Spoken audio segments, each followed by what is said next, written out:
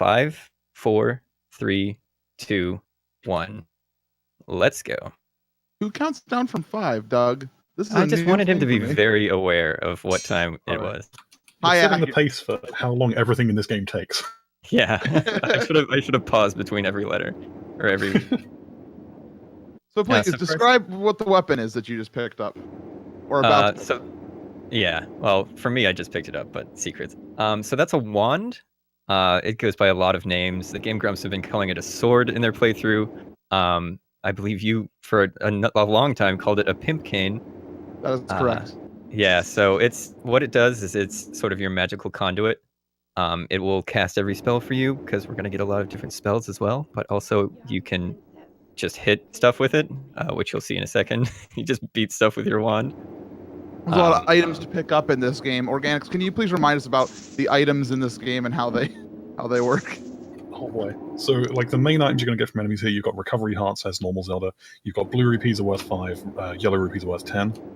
There's all sorts of weapons, which are all actually spells. Like, you'll get a weapon later on in this game, which is a broadsword, but it's not like a sword you swing at people. You just have a spell that throws broadswords at people.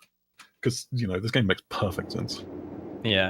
And I'm going to try to collect 40 rupees by the time I get through the first shrine, they're called in this game, not dungeons or temples or whatever, they're called shrines. But I need 40 rupees to beat it, or rubies, yes, that's right. And that's because the rubies are used to use the spells and weapons. Yes. They couldn't be bothered coding like a magic meter in this game, so everything just costs money. Yep. There are many games in which rupees are very important. Doug, would you like to remind us of some games that rupees are very important? All of them. All of the ones on CDI, rupees are extra, especially important. I think he wanted you to talk about Tingle. Oh, yeah. Tingle. Yeah. I forgot. I also run Tingle games because I just can't run a good game for my life. So rupees are really important in those too. I'm gonna do really safe strats. For this, very marathon safe. I'm gonna kill a lot of enemies that I wouldn't normally. So in this game, dying is very easy just because like the enemies can just walk on your hitbox and sometimes they just don't want to leave, and it sucks. But the good thing is that the wand hitbox is also kind of broken. Every hitbox in this game is a little broken in some way. I think we could make a top 10 list of most correct hitboxes in Zelda's Adventure. I think that'd be an interesting one. Yeah, and the iframes are really short. Like, yeah, if you get stuck in like a boss's hitbox, especially since they're so huge, you're pretty much toast. Like, you'll just chill there for a while and be dead. So we have a boss later on named Aguanda, which we'll touch on, and her hitbox is very large. Like it's a pretty accurate hitbox, I'd say, but it's just huge. Like she takes up half the screen. It feels like all the bosses though. Like Avion's hitbox is really bad when you're trying to attack her. Malmort's hitbox is wonky. It's just like I'll go over them when we get to them, but they're all the bosses are terrible. Doug, we should take a step back. Take a look at that ladder item that you just used. Of course, we picked that up later, and how when you used it, it re-equipped your wand for you, so you can continue killing enemies on the next room. All items in this game do sensible things, as you'll definitely see later, where all of them do things that make sense. This is a literary device called foreshadowing, which we will touch on later. And there's something that you may not have picked up on, but whenever I pressed play at the very, very beginning, I actually positioned my cursor, because there's cursor memory in this game. I positioned it to the far right of the play button because I wanted to equip the ladder as fast as possible, so that positioned the cursor directly below the ladder. And that's the kind of hot speed tech you get in this game. That's as good as the speed tech gets, seriously. You do have to remember what the last item you equipped was, because you don't want to go the wrong way in the menu, because it takes you forever to pause.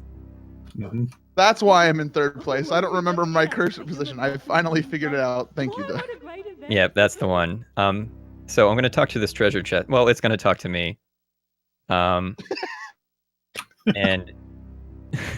it's going to give me this cool green ring that I need to kill these Sardaks. Yes. What is a Sardak, Organics? What kind of question's that? I don't know. There's 3 of them. Okay, this man Organics Like I played the game originally because I saw it being played by Mossies from Zelda Dungeon. I was like, I want to get good at that. And I got good at it. And then Organics comes around. He's like, well, let's get good at it together. And let me do some research. And he digs up files and documents. And we find out all sorts of about how those guys are named Sardax. Doug's about to kill another one just for fun. Actually, not for fun. They're required. No, not for required. I don't do anything for fun. Everything's required. That's why you're playing Zelda's Adventure. Exactly. It's required that I play this. But yeah, I kind of became the research master on this game just because I'm literally the second speedrunner ever, and someone had to do the research.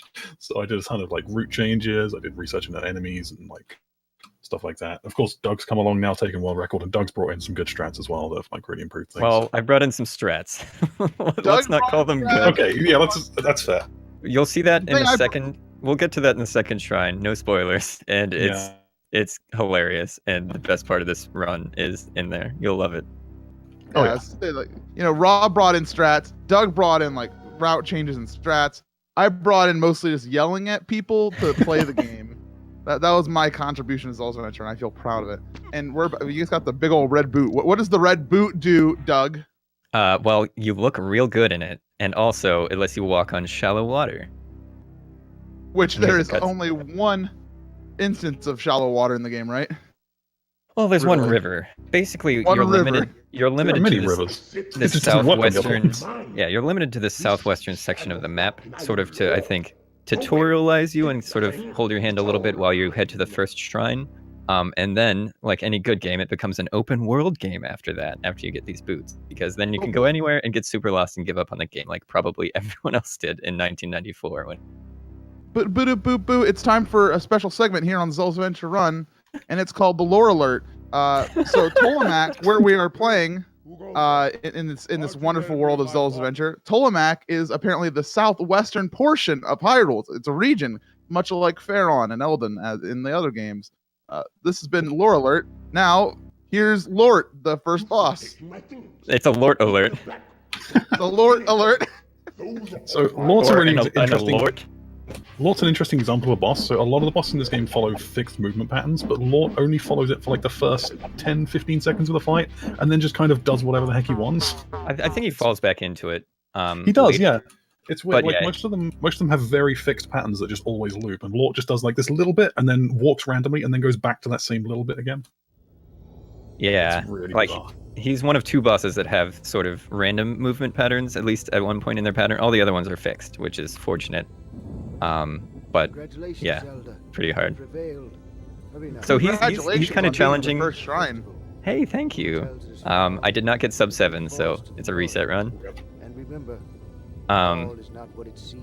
He's a little challenging, both because of the randomness, so you can't like follow a set pattern just to like always know how to beat him, and also because you only have 3 hearts and the hitbox thing that we talked about.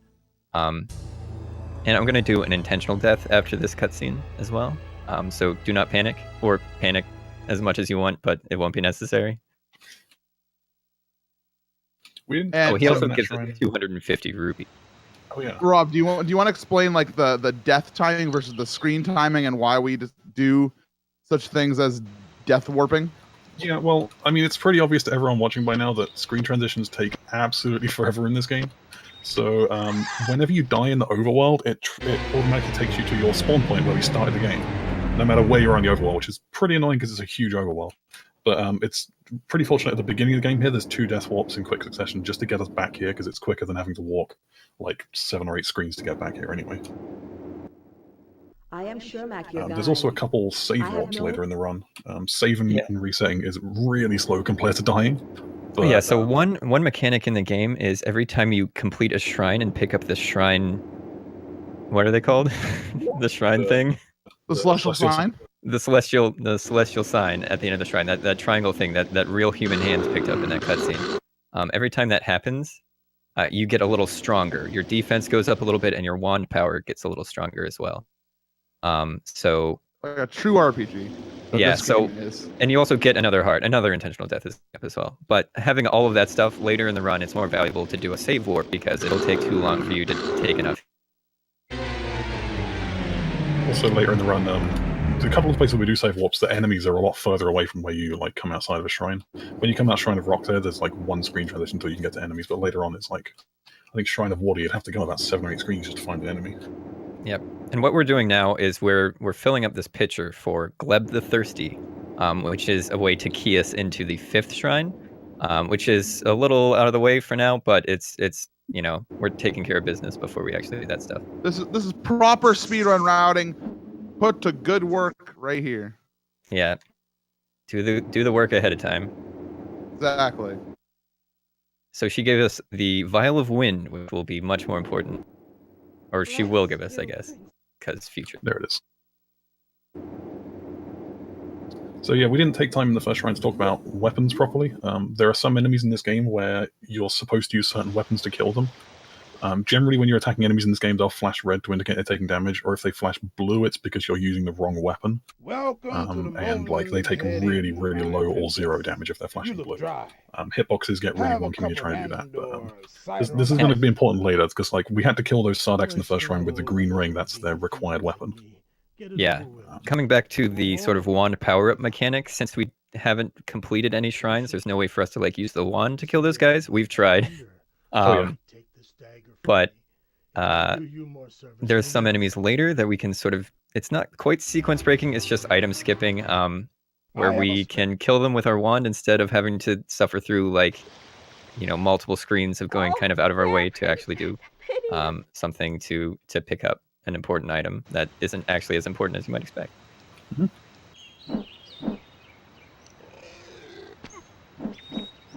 So at this point, we're gearing up for the 2nd shrine. We don't go directly to the 2nd shrine. We kind of we go pretty close to it. We used to do more side questy stuff before the 2nd shrine, but right now we're just gonna kind of do a couple things. We're gonna go to the wonderful town of Great Wimbish. Lore alert.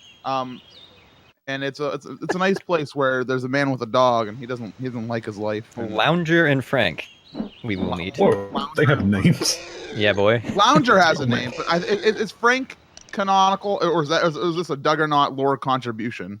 I don't believe it is a Douggernaught original. I believe this is. I wrote it on my map, so that's big stuff. My maps are sacred to me. One thing that's great about playing a terrible game like this with very little like knowledge of anything, like what are these enemies that are floating around? They're levers apparently, but a lot of the stuff is not very well defined, so we can just name stuff, which we've done, and there's different names. Of course, what you call the Patras, what are actually Patras, I call them the Golden Snitches, which we'll see I still later, do that, even though I know that they're Patras. Like, Golden Snitch is too good. Yeah, right? And they look more like a Golden Snitch than a Patra, so... But these are like, I'm killing Tektites, I think, or spiders or something. The Raft Guardians. And you're going to see something really cool in Great Wimbish. Like, one of the best features of this game is that if you want to buy an item, what you got to do is go into your pause menu and equip your rupees. Because like a weapon. Because they're a weapon. Money is a weapon. You heard it here first.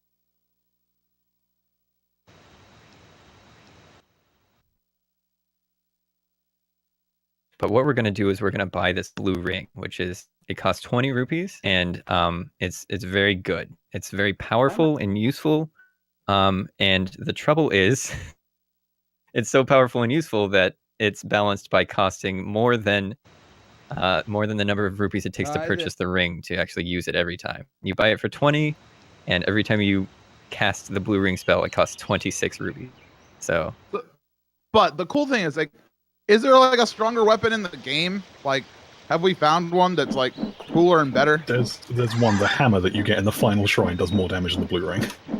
The hammer that you don't have to do any work for, and the boss just gives you for free. Yeah, the boss just drops this hammer on you halfway through the dungeon. You don't have to fight him, he just gives it to you. It's beautiful. Shout out to this. On this next screen, there will be a couple of dudes. One of them makes a throw animation, but doesn't throw anything, and that poor guy. He's trying so hard. He's doing his best. Aw. I think maybe he's stuck in the wall. But we're going to be using some new Organics original strats here, where we're going to not pick up some items that used to be in the route sort of earlier. We used to do a little bit more side questing, but now doing it this way means our inventory is a little clearer for this next shrine, and also we can fit in a couple of visits to a mermaid pool, What? which heals you You up. mean the Great Fairy, Doug? No, no, there aren't those The in this game. mermaid. Yeah, Ah, okay. like every Zelda game, it's got mermaid.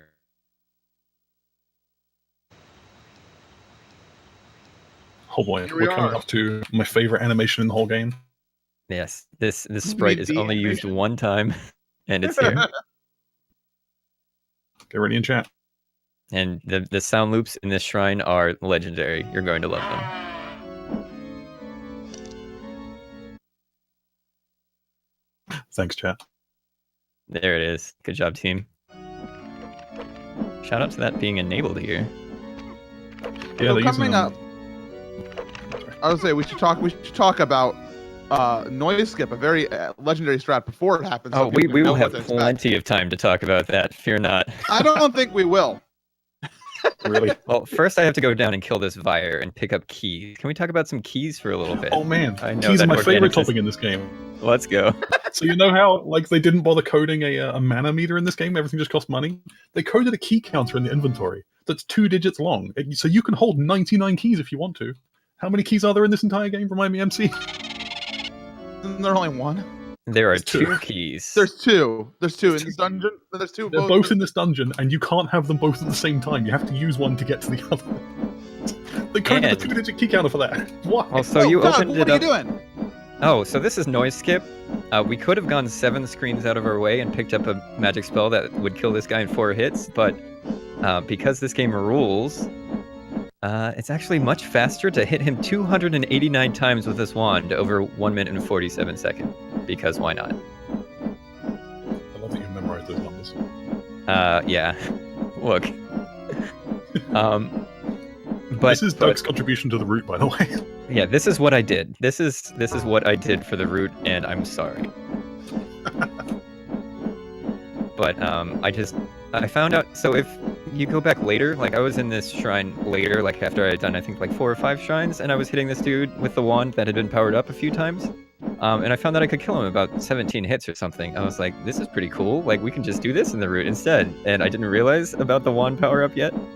And then I came back here and I was like, it's not working. What's going on? And I just did it forever. And then it finally worked. I was like, uh-oh. Uh-oh. Everyone's going to hate this. Yeah. It's a nice break. It's just you just have to sit and hold a button for like 1 minute and 47 seconds. And if you die, you suddenly have lost so much time. You lose at least 1 minute and 47 seconds if you die later in the shrine. Yeah. So You just have to do this all again. I have lost runs to the shrine more than I can count. Oh yeah. If you die after this in the shrine, you just reset. There's no point. Yeah, exactly.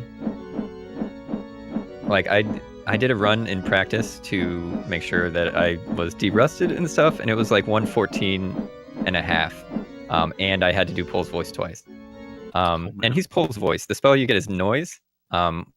Because this was made so long ago, it was the only games they really had to pull from were Zelda 1 and Zelda 2. And Pole's voice for Zelda 2 on the Famicom, let's dodge, is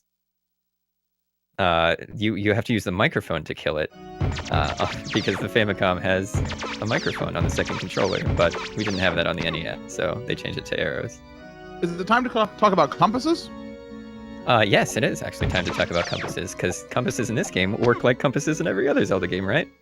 Yeah, so when you grab a compass, and like in any Zelda game, you can equip it, of course, like everything in this game, everything can be equipped.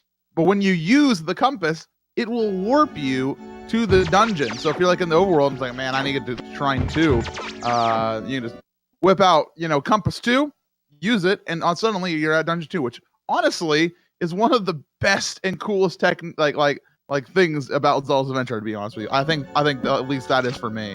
And that's something that Rob pulled into the route. It wasn't there before, but now we can skip like the entire swamp we don't go to anymore because now we just zip around the map using these compasses. I forgot about the swamp. Yeah. Swamp's great. The swamp has one of my favorite things, which I was going to mention earlier, but we got those red boots earlier that let us walk over that one river? Yes. The swamp has this pair of yellow boots. Guess what they do? Absolutely nothing. Oh, I thought we just didn't know. That works too. There's also a It rug in literally the game isn't. that we know its intended purpose, but we don't know how to get it to work. Oh yeah, there's some like slidey ice floors, and the rug's supposed to make them not slide anymore, but it doesn't do anything as far as I can tell. This game has a swamp. Yes, it does. We just never go to it. So if you only watch speedruns, no swamp Yep. for you. You should watch the 100% route. So Hey, in this wow. room, I'm going to use the orb I picked up earlier, and just like we talked about before, once I'm done using it, it's removed from my inventory and my wand is re-equipped. Isn't that amazing, Doug? Isn't it Isn't good that and an great? amazing piece of programming?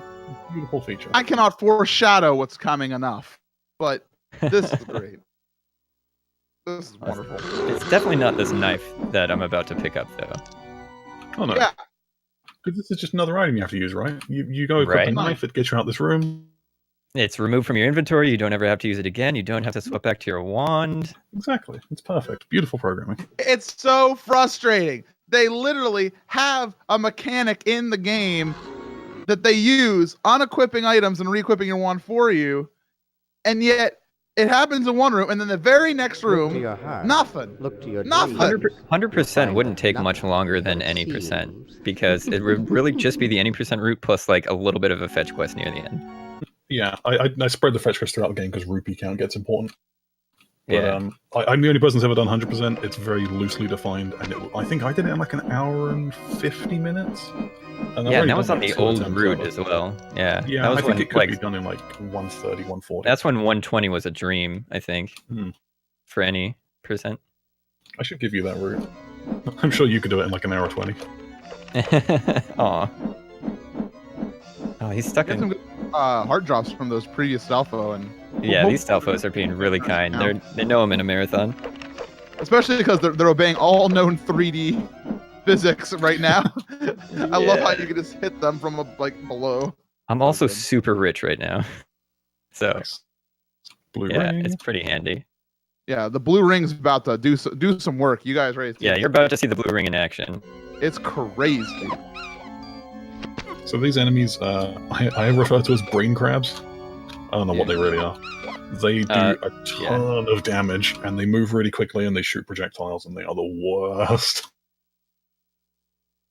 Yeah, many runs lost to these brain crabs. On the next screen, you're going to see some wall masters, Oh, man. because this is a Zelda game.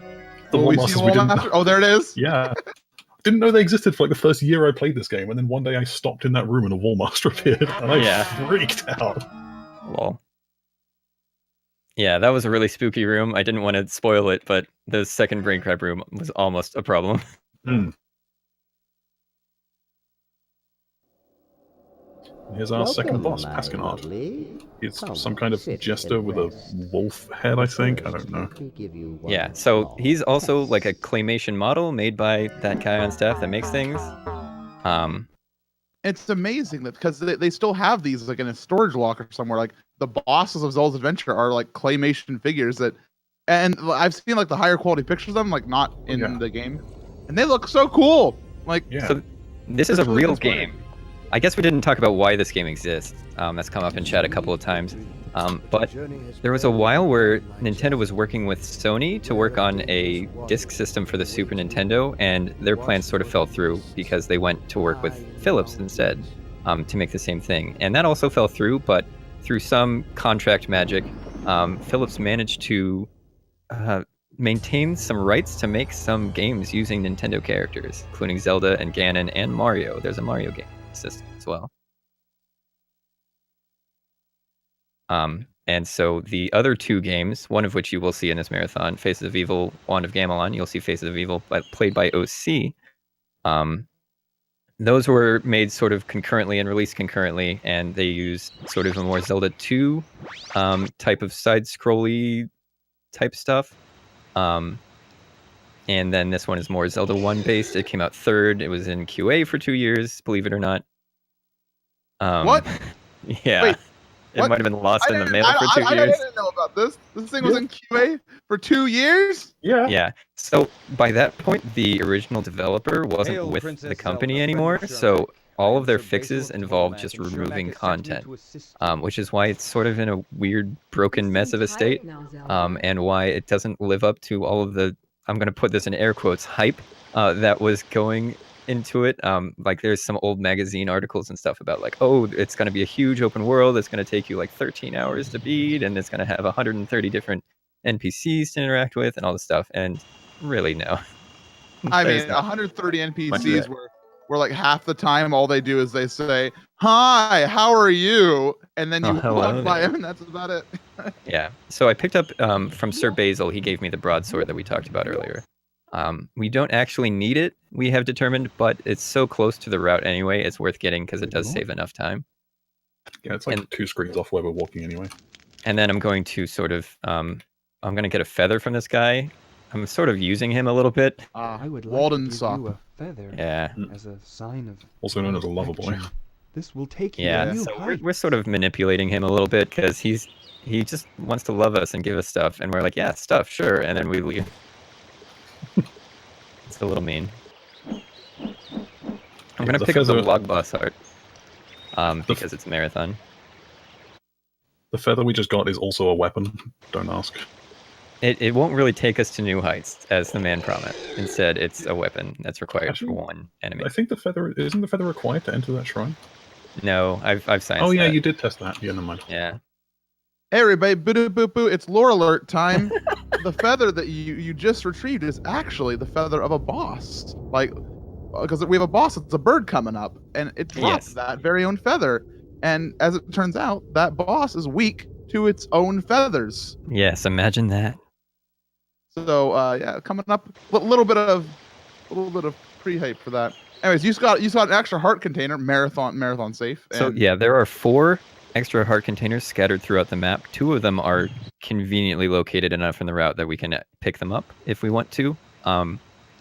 You don't have to if you want to sort of do scary strats. If you're going for like 100% always world record pace, you can skip the hearts.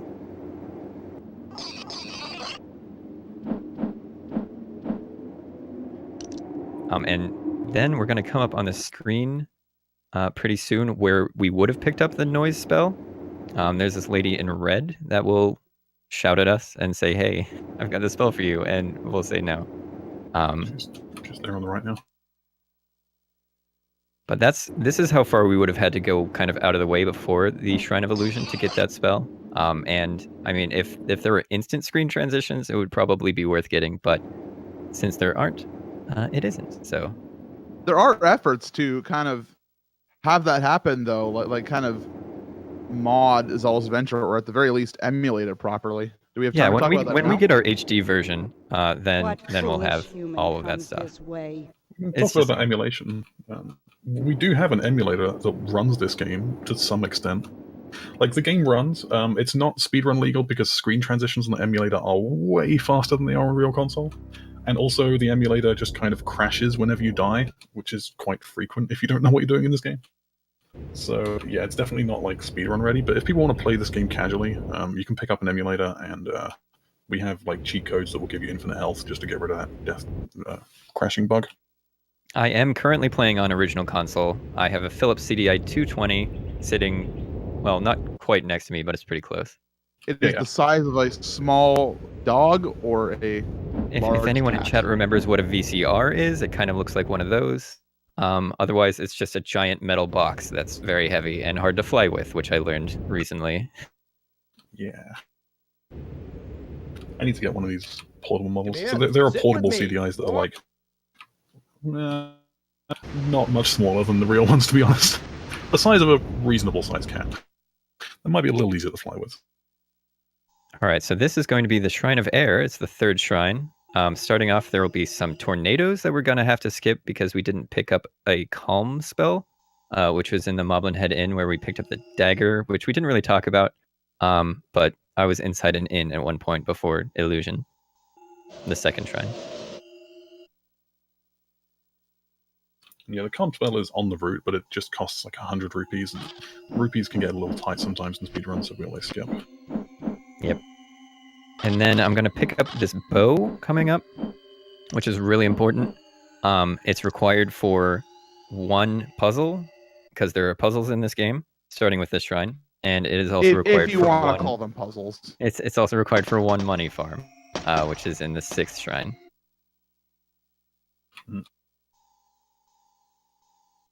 There's like 2 block puzzles in this game, which I'm pretty excited for. Doug's wit and cunning knowledge will surely solve them quickly. Yeah, Professor Layton, eat your heart out. One of them's in the shrine, actually. Yes, the first of the 2 is in the shrine. Well, shout out to this shrine and the 6th shrine, again, being paired together, because that's where the other one is as well. Yeah, there's a lot of different models of CDI, because it was a platform more than it was a console. So, like, Magnavox made some, I think Sony made some. Pretty much everyone. It's a developed CDI. And the weird thing was that they were optimized for different things. Like some people like this one's a gaming CDI, and this one's more for watching movies. And there was like business CDIs. And yeah, the console wasn't initially intended to be a gaming machine, which is why it's not very good at it. It was a multimedia device. So like the most common thing you could find is like an interactive encyclopedia or like Rembrandt art type things. Yeah, or Top Gun CDI. Yeah. Actually.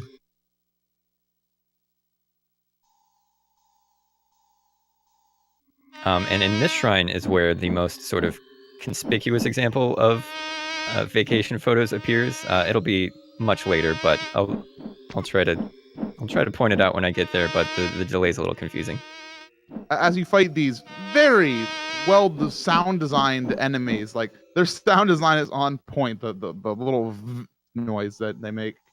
Plumbers Don't Wear Ties is actually a 3DO game. It is not a CD. Unfortunately. Let's talk about Mad Dog McCree. That's a CDI game for the 80s. Rules. Yeah, game rocks. Prequel to Overwatch.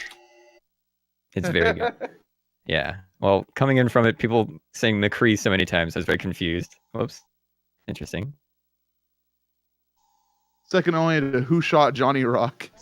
Yeah. Oh, bold one, you so we gotta beat this big old cloud brother right now, where you can use the blue ring because it does monster damage. Thing is, you got to do some expert time, which Doug is nailing. Frame perfect stuff right there. I had to use 5 swings instead of 4. It's 4 hits to kill him, and I missed 1. So frame perfect, Doug. Well done. Frame perfect, pixel perfect, frame perfect. Oh, and the block. Greetings from Germany. Yeah, it's all there. Holy smokes, Doug is truly a master of gameplay. Oh my gosh, y'all about to see me get bankrolled. Pretty cool. Oh yeah, that was the rug that dropped, by the way. Yeah, we mentioned the rug before. Holy crap. It doesn't. That was a lot of rupees. Yeah, dude. Yeah. All right, and then here's the second puzzle coming up, which requires the bow. I'll see if I can do that first try. So those enemies we just killed, I'm pretty sure are like these weird featherless birds. I think they're Avion's children or something. Yes, the fledglings. Yeah, they're pretty creepy. Oh, I always call them like plucked chickens or something, because that's what they look like. Pretty much. Again, we can pretty much say whatever we want to in this game, and it's pretty accurate. Yeah, Nintendo's not going to correct us. They would prefer if this game didn't exist. Here are some feathered friends for you to And now we've equipped the feather, with.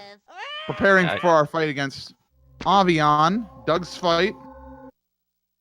Now, the feather like spell like hitbox is out of this world, like weird, and Avion's hitbox is really weird. So you have to like do some good spacing, and as you can see, only an expert. Yeah, that boss is actually properly hard. Yeah, the fight with Avion, in my experience, is more about timing your shots than it is about aiming them. The feather has a really good spread on its shots, and Avion's hitbox is enormous. And if you mistime your shots, you're gonna like hit her with the wand instead of the feather, and it's gonna cause like way less damage and just mess things up. But if you time it properly, so your shots go out through like invulnerability frames, then you can just hit her with every single shot. And it's a reasonably good fight. And she's the second boss with a sort of random part to her pattern. And if you do it right, you don't get to that part, fortunately. Unlike Lord, which is kind of unavoidable. But we did it really well. We got 11 hits without any invulnerable hits, which is good.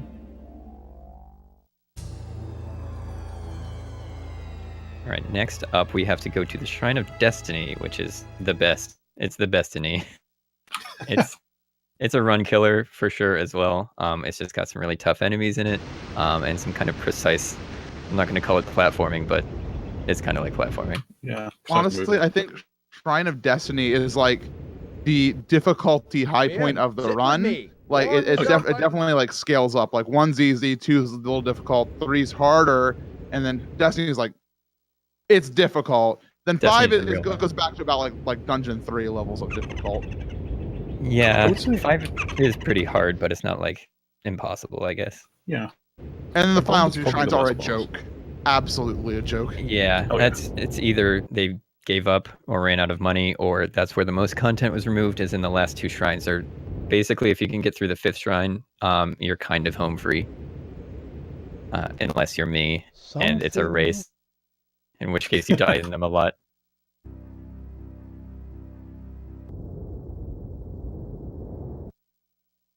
But Shrine of Destiny is in this Stonehenge type area by this rainbow dog coming up.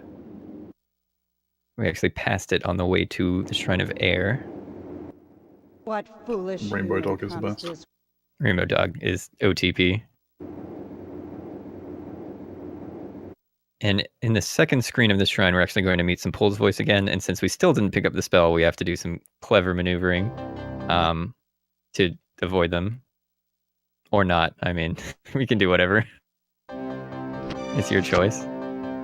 Because we don't have the noise spell, that room that Doug just got through is actually quite a bit more difficult because it's not worth it to do noise skip on all of those Pole's Voice. You can't stun lock all 3 of them at once is the issue. So you would have to be pretty incredible. Your wand is a little more powerful though, so it would take fewer than the 289 hits.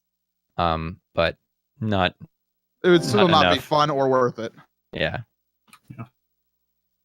There is some weirdness with how stun locking works on enemies. Like, generally, if you're fighting one enemy and you can hit it constantly with your wand, you can just lock it in place. But if there's more than one enemy that you're hitting at the same time, sometimes only one of them will get locked, or like one of them just won't take damage. Okay. So I took a ton of damage. I'm just kind of taking intentional death in here, so I don't waste a ton of money because I'm going to use some blue ring later. I just want to tank up because I don't have enough health to really get through this. That's fair. Those were Gibdos that we just died to, by the way. They have ridiculous hitboxes to where, like, by the time you can hit them, they can often hit you as well, and you just end up taking damage. Yeah, we might die to them again. If you don't have enough of them, you might see them more. I think Gibdo and Wizrobes, which are both in this dungeon, are 2 like the most difficult enemies, just because the Wizrobes are fast and they can shoot projectiles, and the Gibdo they take quite a number of hits, even with the powered up wand that we have at this point. Yeah, the positioning of them also, like just the room layouts and stuff are a little hateful. And the jack in this room, the anti-fairy, is also, it stirs things up as well.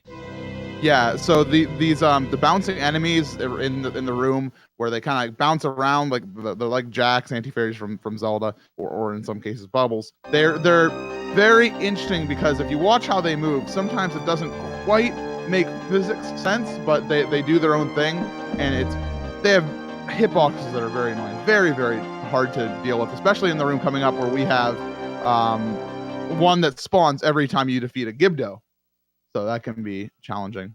Yeah, so the next room is the one where they will spawn after I get a kill. I'm going to use the blue ring a few times, just because I have spare money, and also it makes that room more bearable, and then I'm going to try to squeeze through. That was some really good blue ring usage. That went really well. Yeah, so what the blue ring, like why the blue ring is really good is because the projectile doesn't disappear whenever it hits an enemy. It will continue on. So if I let them come away from the wall toward me, and then use the blue ring, then it hits them like all the way to the wall, and like it's a pretty good combo. Yeah, only weapon in the game that does that, by the way. I've tested every single spell, and only the blue ring has lasting projectiles. Well, there is one banned glitch. Well, yes. Wherein if you use the blue ring and then you like quit and start again, then the green ring from the first shrine will for some reason have picked up that mechanic, which it doesn't normally have. And that's banned in RTA speedruns because we're a real speedrunning community, and that's how we talk. It requires setup from a previous save file. That ain't cool. So the Wizrobe coming up that we're about to duel, he can be a real real jerk, and because he can walk right into your hitbox, and it's a rushing time. But they are weak to the dagger, which is why we use it. And I use some Doug struts there, which you'll see is even though I got a bad pattern on the top Wizrobe, I'm just gonna keep swinging through and kill the one on the right to kind of clear the room a little bit. That makes sense. That's a really good strat. I only did that because I had a ton of health. Like, if I didn't, then I wouldn't have been able to tank that as hard as I did. And something that may not be obvious is that whole maze that I'm in now, the floor is slick. It's like ice physics in the whole thing, so that's problematic. And if you fall off, you go back to the beginning of the dungeon. True. Scary business here in the Shrine of Destiny. Yeah, that's why this one's so hard. Well, part of it. Those Gibdos, though, we're pretty much through all the hard stuff. There's another puzzle in this one, actually. There's puzzles like crazy in this game. We're almost at another one of my favorite screens. Actually, we're just about to hit it now. This whole maze that we're on right now is 4 screens in like a little square. But 3 of them have Wizrobes on, and for some reason this screen that we're on right now has birds that sound like Wizrobes. True. I'm putting it down to a programming error. But it's just hilarious to me that it's like Wizrobe, birds that sound like Wizrobes, and then more Wizrobes. Well, they're pretending. They're cosplaying. Well, Wizrobes are birds in the Wind Waker, so perhaps these are this game did it baby first. Wizrobes. Did we just place this game on the timeline? These are just baby Wizrobes. I think we lore alert. We figured it out. Oh, again, I love lore alert. This game is so ill-defined. That's pretty much canon at this point because we just said it. Yeah, since we're the only people in the world who care about this game, it is now canon.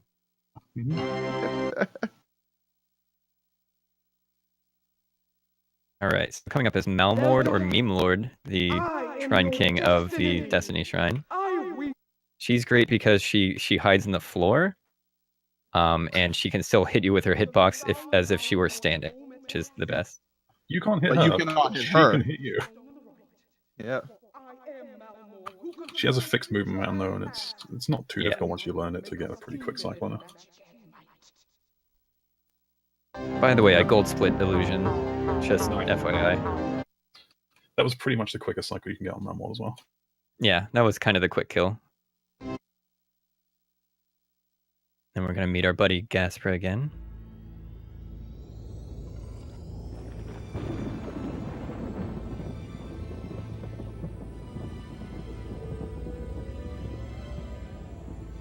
Yes, Dinas, I have splits up that you can't see. I'm sorry. I'll publish them to Twitter. For this game, you have to spell a canon. Yes, it's true. Yes. So the next shrine we're heading to is Shrine 5, the Shrine of Watre, the water and it will be shrine. the Agua Shrine. It will be the first time we use a save warp because now we have too many hearts and too much defense that it's actually much faster just to save and quit, come back. And what's nice about the menu, like sort of the cursor memory, is it's disabled for this, so I can just spam a button and immediately get back in the game. I did not know that. Yes.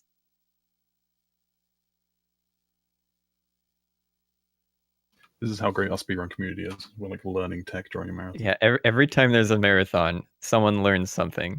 Oh yeah, I was cool. teaching tech during ZeldaThon as well. Oh, you learned during Cures, you learned about dog skip. Oh yeah. Dog skip? What the heck's dog skip? It's in the Shrine of Fire. There's dogs.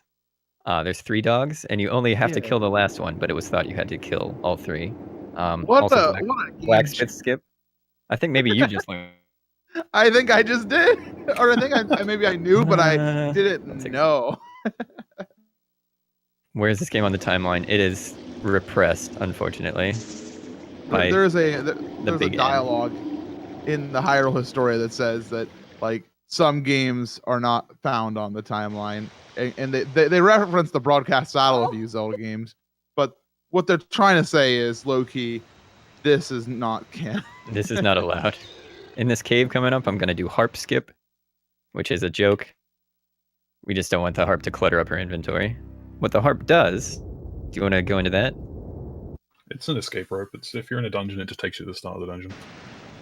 And also proves, without a doubt, before Ocarina of Time happened, before Skyward Sword, that Nintendo knew what they were doing. They sent a message over to Veritas and said, "Put this harp in the game. It'll be important to the lore later." See this lore alert again. So once this again. obviously comes before Skyward Sword. Yes, this is the true origin story. This is as Zelda walks the earth. It's before Skyward Sword. It's after Wind Waker. It's The barrier during- skip. Before. There you go. That's just fact right there. You heard it.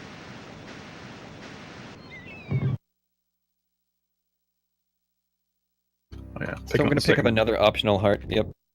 Yeah, second heart container here. You have to use a feather to hit this switch. Every weapon that uses projectiles has like a slightly different angle to it, and the feather's the only one that will hit that switch. You can use the blue ring. Oh, you can? I You tried can that. if you're way far back. Oh, Yeah. right. Yeah, fair enough. Yeah. So there we go. There's another thing that someone got to learn. Yeah. For some reason, I never thought about standing back. It's like Yeah. so obvious. Yeah, because it's sort of at kind of a shallow angle from you, like the feather's more of a wide angle. Yeah. Makes sense. Before Ganon, there was Ganon. So one really convenient thing about the cursor memory here is I used the Vial of Wind to make the raft come toward me, and my cursor was already on the rupee because I had to scroll over to get to the Vial of Wind. Emzer. You gotta pay this man money to use his raft, and you also gotta provide your own wind. Well, like he luckily- lost his raft, and we still had to pay him money. Like we How got did the he raft to lose come back it? to it. It was like 5 feet away from him. Like that man could get it. I see rope around this town. He could figure it out. There's no rope item. Okay, Doug, you gotta fight the mini boss of a century coming up here. Mini Tessie. boss. It's true.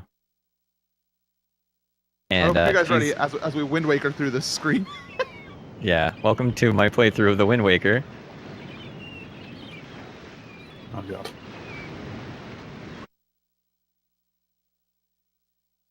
Don't even question the fact that we had to pay this guy for his raft when we have one in our inventory. True. So she takes 8 hits, and we just hit her. She has a huge hitbox, so we can pretty much swing anywhere and we'll hit her. Yeah. It's NBD.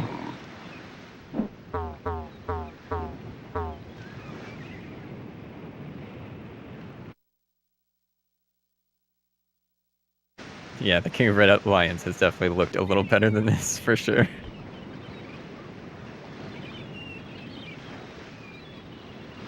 Alright. Another fun thing about rafts is whenever a raft makes landfall, I think in order to avoid weird clipping or something, I don't know why exactly it does this, but it forces you to walk to the center of the raft. So you can't like time it out and like be like clutch on the edge. You have to actually try to position yourself toward the center so you lose as little time as possible.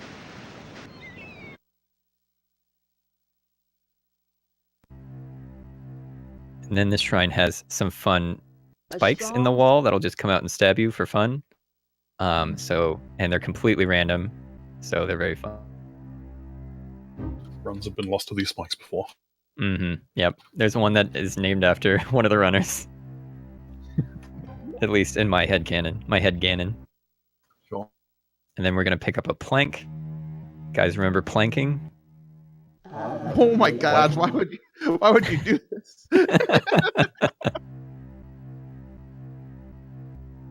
And in all the beautiful uses of items in this run, we're just going to use the plank right now to make a bridge. That's the only Yeah, time we ever just use like the plank. every other item, it's removed from my inventory, my wand's equipped, I don't ever have to do it again. Just like What a every item.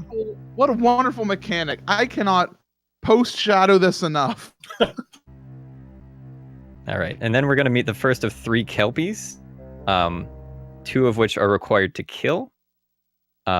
Mostly because they have spike walls behind them. I am the sound That's a spooky place to stand for that Kelpie. I am sweating. In the past, we would actually use the blue ring to defeat them, but it's not worth the rupee loss. It's easier to just whack them. Well, it's because of Kelpies that we have learned, thanks to Organic's Rage, that we can do all the item skips that we do. Because, yes, the blue ring was thought to be required for them, which is very expensive and hard, and he was out of money during one run. And so he just rage hit with a wand until it died. I just stood there raging at it for 60 seconds. Like, literally That's how screaming. strats are born. Right. Yeah. Beautiful. And so that also inspired another skip later for the Red Knight, and sort of tangentially, it inspired the noise skip for the Pulse-Voice. Just making the game so much more interesting every step of the way. It's like more interesting in theory than actual what appears on screen. Oh, the North Kelpie. I am the North Kelpie, guardian of Yeah, the it thinks the world knife is a weapon, but it's in the and artifact. beyond. It's in the treasures in the top layer, because why not? It does not remove the knife, Brookie. If you die, you have to use the knife again. We were joking. It's not real. Alright, and up in this next room after this Kelpie is the Dark Spike. It is to the left of the north doorway, so we might see it, we might not. But that's the one that killed Dark Decay on one of his runs, which was quite hilarious. And now it's named after him. Oh, no Dark Spike. Nah, but that's his legacy. That and disking, unfortunately. These, so CDIs, they're old. It was released in 91. A lot of the models were from that year, some are from later, depending on which one you have. But with like 30-year-old almost hardware, you're not gonna have a good time sometimes. I know you've come to steal. Yeah, And- these consoles crash, the discs skip, shall and not have it's it really while horrible. I Like, some have consoles just won't substance even to boot or fill won't boot my discs at all. form. Yeah, this game is especially sort of difficult to read by a lot of CDI consoles, unfortunately. Like, some of them, like, you'll be like, oh, this one runs one of Gamelon and Faces of Evil perfectly, but it won't run Zelda's Adventure, or it will, but sometimes it'll just be like, hey, your disk is dirty, and then, like, that's a crash, and if you didn't have a save, you're done. So, Yeah. ancient, antique hardware, and sort of difficult to acquire software doesn't really help our community grow very much, unfortunately. Yeah. I really want to get that emulator patched up to the point where it'll work for speedruns. Yeah, Maybe then we can actually hit double digits of runners. wouldn't that be All we great? have to do is we have to introduce artificial lag in the emulator. Isn't that great? What a Exactly. Oh, gee. Okay, so coming up is sort of the Raft Journey, which is the most terrifying part of this shrine. Oh, Because that's terrible. it's sort of an auto-scroller, and there's a lot of enemies that just want to chill out in your hitbox and don't want to get out. So if you can get through this first try, that's pretty good. And also the third Kelpie is on the route here, on the Raft Isn't Journey. required. The other two Kelpies are required. This one's just not.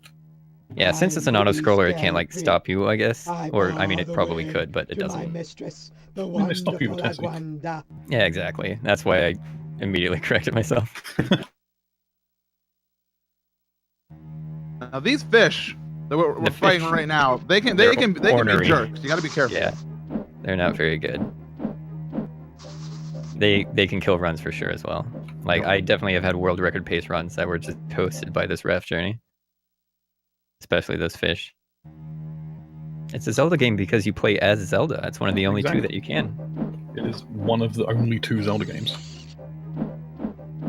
The other ones are just Link games. Exactly. Does CDI work with burn games? Yes, you can get like reproduction discs. Whoops. Yeah, that would be weird, wouldn't it? I'm pretty sure yours are reproducing by now, though. Yeah, I do have a lot. But you can get them. They're not as easily read as like the original pressed disc or like the demo discs, which do contain the full version of the game. I'm doing super safe strats. I'm going to BT dubs. Agwanda's just one of those bosses that's got a giant hitbox and likes to run into you, and also has these annoying projectiles that like to run into you. Yeah, but the if top it's a left corner is basically safe. if it's a burn disc, just CDIs will run into the cleaner disc problem more frequently. A lot of them, unfortunately, that's just what happens. You have to have one with a laser that's not dead. All right, so that was now the final crux of the game. Barring some ridiculous fluke, we should be able to get through without any trouble. The rest of it, the last two shrines, again, are incomplete, so it should be fine. Who lies captive to Ganon. I hear tell of a vast fortress of strength and power, Go forward bravely, and you will be victorious. But this is the first time we're going to use a compass to warp around. I'm going to equip the 3 compass, which I picked up in the Shrine of Air, and warp to there in order to get closer to the next shrine. And just like any other item, I just have to unequip it next, so I don't accidentally do it again, which I've done before. I've gone a few screens and then accidentally warped back. And we're heading towards the shrine of is it power or strength? What is the Officially, it is strength, according to like the map in the game, as well as I think there's another reference, but also Gaspra says both power and strength in that previous cutscene, and I think that's where we got this ridiculous notion that it's power. Sit with me. Warm yourself But I up. don't. Okay. I'm gonna figure out where Shrine I of got strength. There's another mermaid pool on the way, so I'm just actually going to deboost through all these enemies because I have 10 hearts now. One thing to mention about the next dungeon, what's really interesting about the Shrine of Strength is that honestly, there's not as much fighting as in the other dungeons. What this one more has is like a lot of like mini games and quests that you can do within it. Like it has different things you can buy and purchase, and it's supposed to be like you're going to like I don't want to say a medieval fair because obviously not a fair, but yeah. It definitely has that like aesthetic for sure, like a medieval fair. Yeah, and I see people are fans of the dolphin Roombas, as I call them, because they just scoot around and make dolphin noises. That's canonical name. Lore alert. We figured that one out just now. I want lore alert to be a thing forever. It slays me.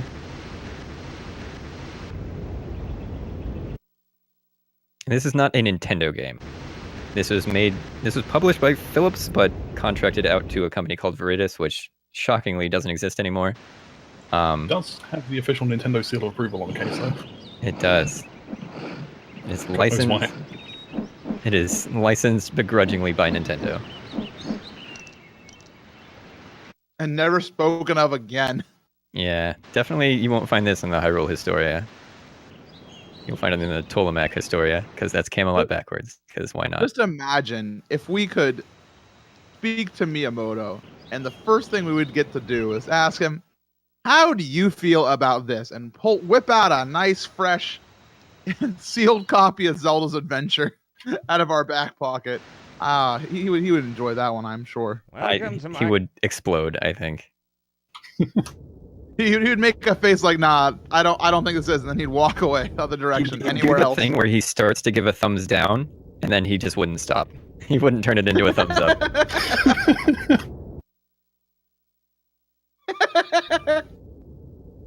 That's a beautiful image. I love that. Like he would lock eyes with you, and he would know that you're waiting for the thumbs up, and it would never happen.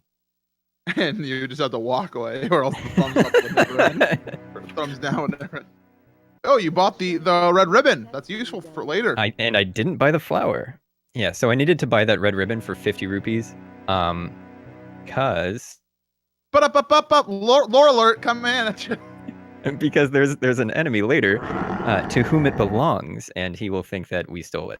And that'll make him mad enough to exist. In fact, there was we did some research. Apparently, knights back in ye olden days would receive these ribbons from their wives. And Yes, if you've ever been to Medieval Times and Tournament, excellent restaurant, there are ribbons happening in that too. yes, so Canon. this goes quite beyond. That's why we don't have the medieval fair type of thing. And congratulations on grabbing the necklace. Yes, a gold necklace. That's useful for hurting an enemy later. And since it's on the route, like we don't actually need it, but it's right there. We might as well grab it. And then we did a little archery minigame, shooting some moving bears. That just gets you a ton of rupees. Since I already had a bunch of rupees, I only did 2 of the 3. I've done runs where I needed all 3 like a lot. I've done runs where I haven't needed it at all. Depends on blue ring usage earlier in the game. In the 100% route, you do that entire thing like 2 or 3 times. It's the best way to farm rupees late in the game. Watch out for the Tektites. Well, there's also an item that gives you max rupees. There is, but you can only use that once, and that is accounted for. Like There are so many Okay. things you have to buy in 100% that, like, before you Yeah. do the final shrine, you have to spend 600 rupees, then trade in the coal to get 999 rupees back, and then spend like 900 of those. Oh, okay. It's I haven't done the ridiculous. 100% Dare route, you so ride in the joust against the today Red I'm Knight? learning. There's Well, I know that so the much. shield is 500. I guess the Yeah. potion is 200, the candle's 100. Yeah, it's pretty expensive. I think. Yeah, there's like 2 other weapons in Limbish, and the bow and the axe. Oh, right. Shout out to Snake Charming as well, which appears in the game but not in the route. Snake Charming, man. It's my most annoyed bit of research I ever did in this game. I'll just talk about it anyway. Surely not your most annoyed. It's up there, definitely. So, like, there's this one NPC in the game that just gives you a flute, and it's like, you can use this flute to charm a snake. So I literally spent, like, 2 hours walking around the entire overworld looking for a snake. Turns out it's, like, 2 screens west and 1 south of where you get the flute. But I just went east and north and south and everywhere, and then, like, came back and went west. It's like, oh, frick. It's like, right there. This next screen is the next block puzzle. Oh boy. Good luck, Doug. Thank you. This one is a puzzle right here. Ooh. Yeah. My gears are turning. Wow. Wow. Bravo once again. First Doug. try. First try indeed. We're so stupid. Why do we play this game? You gotta do something to entertain yourself during this game, man. The one benefit of this game, and I've always said this, is it's a really good stream game for anybody interested in like, getting into it, because you get to talk to your chat a lot. Because of the screen transitions, you have so much time to read what your community is saying. Yeah, I Oh, can yeah. stay hydrated. Like, it's great. Like, you have 7 seconds every 5 seconds to, pause and take a drink or read chat. It's pretty cool. Oh man, here's the Like, this is a broadsword great spell. game if you also have to do lunch at the same time. It's like, man, I gotta do a speed run, but I also gotta do lunch. I've got this work meeting. What do I do? You can multitask. I love this broadsword spell. Just throwing broadswords casually at enemies. Yeah, those guys have really cool things that they say. Like he said, a young waif like thee, can you even lift a broadsword? So, The answer is, we don't have to. he We just predicted summon them out of thin air and famous throw them at bro. you. Yeah. Now we are but coming up that's- on the boss. Do you want to Yeah. talk about him, Doug? Well, so there's one more screen of Iron Knuckles. There's this abacus on the wall in the next screen as well, which is pretty cool. Yeah, this boss is great. He's Ursor. He's a bear. And he requires the most wand hits of any of the enemies, or of any of the bosses in the game. He takes 22 hits to kill, and he also deals 2 hearts every time he hits you. So he is serious bad news. But the good news is his movement's very It's simple to 100% avoid. fixed. Yeah. So, Yeah, it's 100% fixed, and it's very simple regardless. Like, even if you didn't know his pattern, it's pretty easy just to walk away. I don't Yeah. know his pattern at all. I just I have a general idea in my head of how he moves, but I don't know exactly where. But it's easy enough to just kind of guess and get on with it. Well, yeah, you'll see in a second that I also have no idea what I'm doing. You are small and weak. But he also, yeah, at one point in his sort of pattern, he just like takes laps on the top of the screen, and since his hitbox is so big, you can kind of just stand in the middle and swing like crazy. Actually, it usually never lasts this long. There we go. Okay, we're fine. Sorry, spoilers. And what's really interesting about the celestial sign in this shrine is you can't pick it up from the right or the bottom, which would be probably the 2 closest spots to pick it up from. You have to actually go to the top or the left. Last time I streamed this game, I was trying to talk about that, and I'm like, look, you can't pick it up from the right, and then I did. Oh my I gosh. don't Well, know that's why. what happened to Cures as well. I was like, you can't pick it up from any side but the top. Here, let me try the right. No. Bottom, no. Left. Oh, I picked it up. Okay. Lesson here is this game's really inconsistent. Yeah. But next up is the final shrine, the Shrine of Fire, whose Shrine King is Warbane the Dragon, who is a very difficult fight. No, and to myself, it is the Shrine of Beta-ness because it never feels like it's finished. It feels very unfinished. Yeah. Yeah, it's got about 2 screens of enemies or something ridiculous. Like, it's very much not there. There's not much going on. But we're going to use the 2 compass to warp to the Shrine of Illusion, Michael. And then And then we'll just walk right over to it. And we'll see there's an item. So we hit the Red Knight, if you recall him. He was stolen something from me and I'm strong. There's an item you're supposed to use to kill him, just like a real joust. You need a lance. But we skipped it. And we'll walk by. It's illusions, Michael. That's why I said Michael. Sorry. The lance used to be in the route, but again, it's like 7 or 8 screens off the path. Not worth the time. Yeah, I'm gonna pretty much deboost through almost all of these enemies, except for there's some spiders coming up that are like big and scary and deal damage, and then there's some like scorpion-looking dudes that also deal a ton of damage that I will actually strategize a little bit more. Most NPCs in this game are human beings, with the exception of the next guy we're gonna see, who is the guy that gives me the lance, but he's also a claymation actor like one of the enemies. Which he's like a zombie. Like he's weird. Yeah, he's like a goblin or a zombie or something. Everyone here. I'm glad we have all of this great knowledge to share with everybody. He's like a zombie or Dalton or something. I don't know. I'm So pretty sure this he's a game- goblin and stuff like that. If you want to pick up this game for less than $500 on eBay, you can pick up a CDI from. There's an eBay seller that packages it in with discs. He's got just like hundreds of these discs that he doesn't use, except for pack-ins with CDIs that he refurbishes. Or you can maybe get a reproduction repro disc or a demo disc, but we're not going to talk about how official it is. But you know what it is? It is a copy of Zelda's Adventure that can get you speedrunning and It playing is a this wonderful full copy game. of the game. Yeah. So demo discs exist because just for marketing type reasons, and also just to promote the system, they just gave away like a ton of different copies of games, like on just boring, artless, white-topped, like just printed discs that were called demo copies, but they were full copies of game. Is the Philips CDI is the console. Here's the Shrine of Fire. Count how many screens don't have enemies on.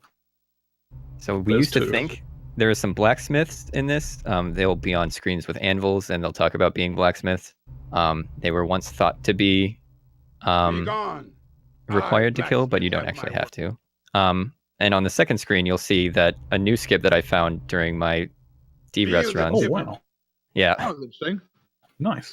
yeah. So that saves like a half second because you don't have to go to the doorway. You can just clip through the wall.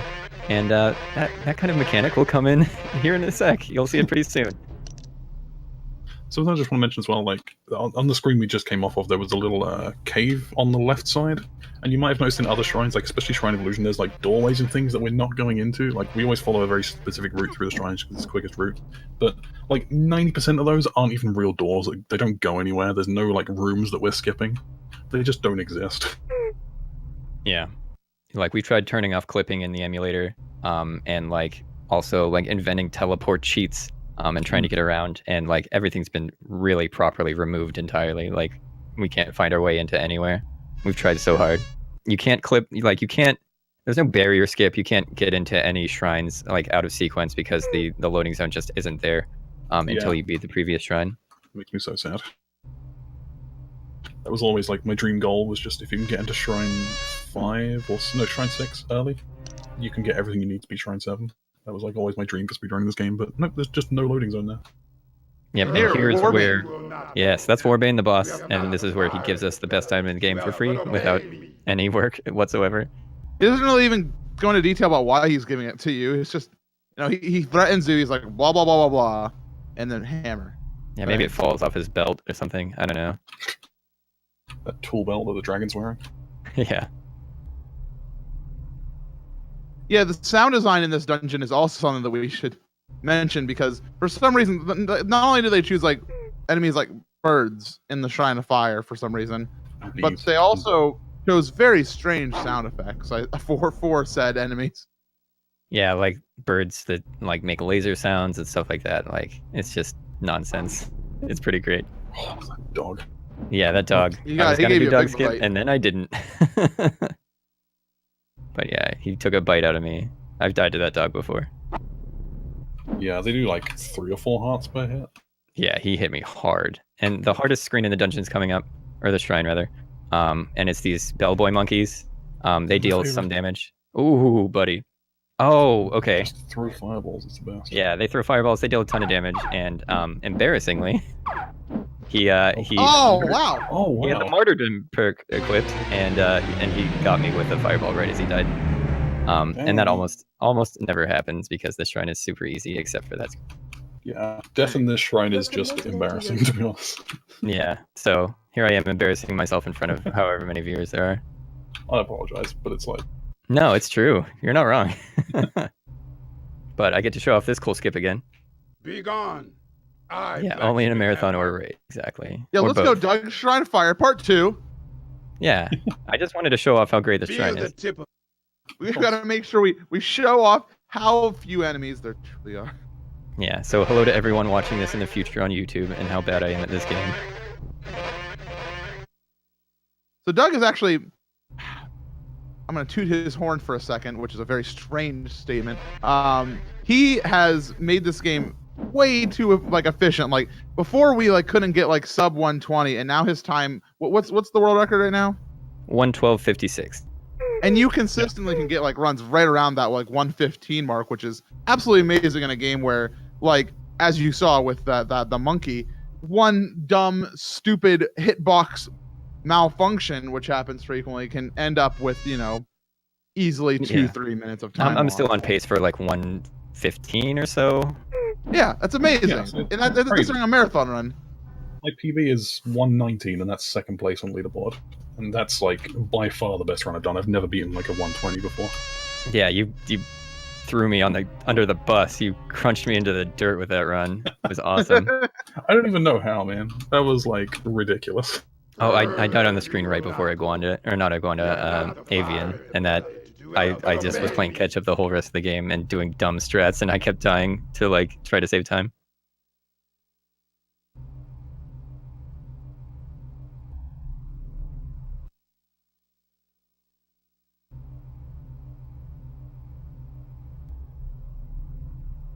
But yes, Shrine of Fire is going to be pretty easy. It's a pretty boring dungeon overall, but we do have something cool coming up at the end of it, and immediately following is the boss rush, which is in this game. Yeah, there's a boss rush or a refight or whatever you want to call it, where we fight. I'm gonna put in air quotes again every boss in the game, because we don't actually. But we can skip those other two dogs. Yeah, we can skip those first two dogs, but just for marathon safety and also because they humiliated me a little bit by hurting me so much going into the bellboy monkeys, I just went ahead and killed them. Yeah, the trouble with if there's a lull in the conversation, there's not much music to fill it in, so deafening silence indeed. Okay, so back for revenge. Bellboy monkeys should go better this time, and we'll be fine. There we go. That's how that room normally goes. Yeah, that's how it's supposed to go without them one hitboxing me, one hitting me with a fireball, and then one hitting me with a fireball after he died. That's abnormal. Yeah, and now this is where we use the gold necklace we picked up in the Shrine of Strength. Yep.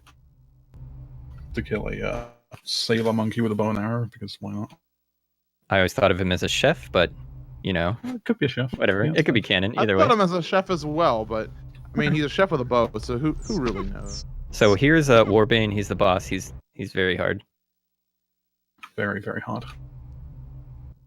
And yes, that was Warbane skip, where you're able And to it's essentially just leave the room a little quicker.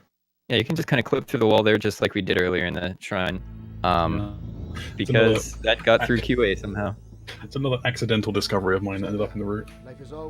It's actually honestly probably one of the coolest things in the game, which I know is really stunning considering all the amazing weird things we've seen in the Zelda series during this marathon so far, but it's still pretty cool overall. Yeah. So the boss rush, I don't know if they have the same amount of health as they did before, or what, but they are definitely easier than before. Maybe it's because my wand is souped up, but most of them take only a few hits. One of them hilariously only takes one hit. So the boss rush is pretty easy. It's, I think, my fastest split because it's 3 minutes long. Doug, what the heck? Lore alert time. What the heck is the thing that floats on screen after you kill one of the bosses? Like, we see it become Ganon later. So I think it is sort of like Ganon's essence or something. I think he's sort of possessing maybe the spirit of the defeated enemies. I have no idea. I have a new theory. It's Ganon's spaceship. Ganon is from space. It makes about as much sense as everything else in this game, right? Ganon's from space and the future at the same time, and he flies in a UFO. So I'm going to keep the feather equipped. I use it for Avian because it's a one-hit kill, and that's normally what you kill her with anyway. But I'm going to leave it equipped for Malmort as well, because Malmort is actually just a lot of dragonflies in a trench coat, I guess. And with the spread on the feather, it's super useful to just use that. You see, the wonderful program is a very thought. After those, like, 3 really tough bosses that take 3 hits each, you will need a heart refill, and so they get that all ready for you, and they give you a nice little break in the middle of the boss rush. Yeah, and then we finally get to fight Warbane, except we don't have to move, and we can just spam the hammer button. Yeah, and we don't get to fight Ursula. For some reason, they just didn't bother putting him in the boss rush. Yeah, he's just not here, so oops. And then here's Ganon. He's going to take 10 hits with a hammer, so I guess be ready on time, because it's not going to last very long. What he does is he sort of phases around. He'll teleport and stuff, and he will just do a fixed pattern, though, so it's fine. Oh, that might have been a wand hit. That might have been a wand hit. Okay, well, we'll see. I'll call time whenever it's time. Yeah, that was both one hits.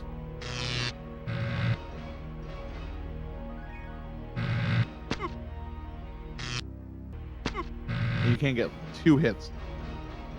Yeah, if you time it right, if you get him right as he appears, you can get 2 hits in. Otherwise, like if you're kind of reacting to where he is, then you don't. That's time. So we've defeated Ganon. We saved Tolemac. We're gonna rescue Link. Sorry for the 7 seconds of spoiler. Keep an eye on the outro, by the way. We will get to see Link for the first time in this game. Yes, we will get to see Link because he is in this game, because it's a real Zelda game. Fantastic. Yeah, that's a super good run, especially for Marathon, and for dying on fire like some kind of chump. That's very good. Pretty good run. Literally second place in the leaderboard. All of my practice.